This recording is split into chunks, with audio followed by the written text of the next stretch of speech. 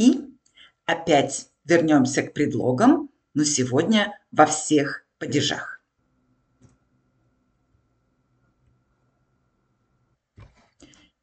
И начнем с простых предлогов. Он работает с утра до вечера. Pracuje od rána до вечера. После дождя опять светило солнце. Po daždi opäť svietilo slnko. Этот фильм не для детей.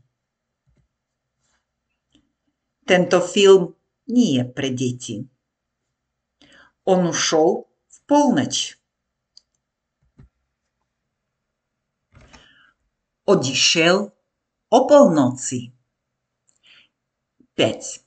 Я регулярно хожу к стоматологу. Pravidelne chodím k zubárovi. 6. Он любил гулять вдоль берега реки.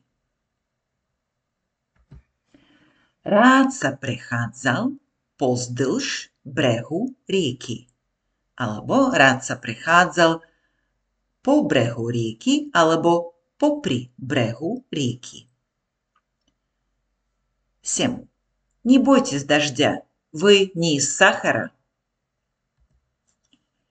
Не бойтесь дождя, не ешьте с цукру. 8. Директор ушел час назад и уже не вернется. Riaditeľ odišiel pred hodinou a už sa nevráti. 9. Он предпочитал путешествовать весной. Najradšej cestoval na jar. 10. Зимой мы едем на неделю кататься на лыжах. V zime ideme на týždeň на lyžovačku. И обратите еще раз внимание на перевод предложения 9. Он предпочитал путешествовать. Najradšej cestoval, alebo uprednostňoval cestovanie, alebo dával предность цестованию. И перейдем к зависимым предлогам, то есть к тем, которые используются после того или иного слова. Забыть о проблемах, забуднуть на проблеми, предпочитать книги фильмам, uprednostňovať knihy pred filmami, alebo dávať prednosť knihám pred filmami, ždať čuda, čakať na zázrak, победить болезнь, vyhrať nad chorobou alebo poraziť chorobu. Думать о выгодах, myslieť na výhody, заботиться о животных,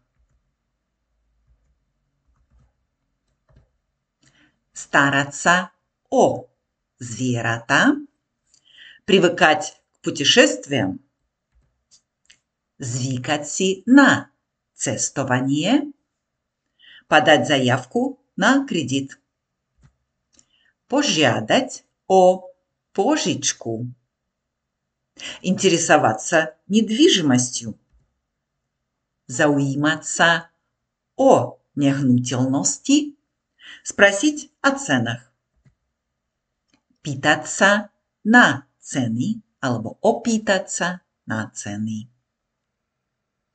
И более сложное упражнение, более сложные предлоги. Число нападений на журналистов растет. Počet útokov voči novinárom rastie. Alebo počet útokov proti novinárom alebo na novinárov. 2. Книгу. Несмотря ни на что, скажите жизни «да».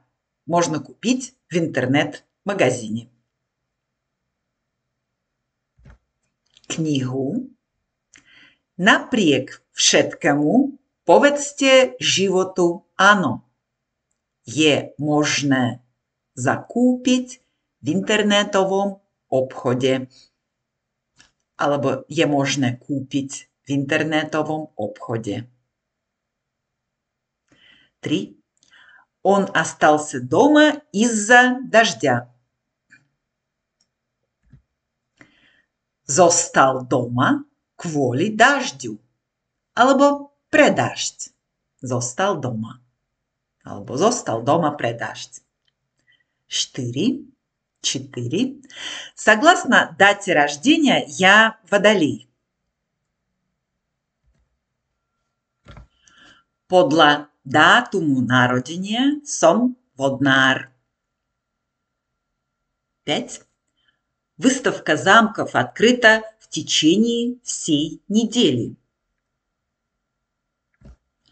Expozícia zámkov je otvorená počas celého týždňa.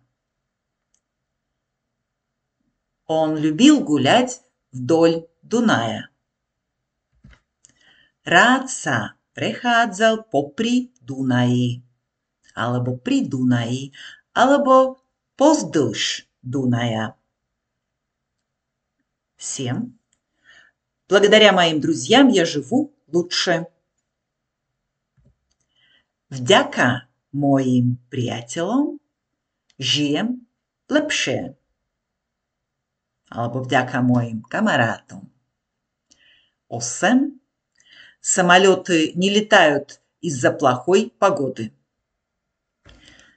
Lietadlá nelietajú pre zlé počasie alebo kvôli zlému počasiu. 9. Не ешь этот суп, он с прошлой недели. Nejedz tú polievku, je z minulého týždňa.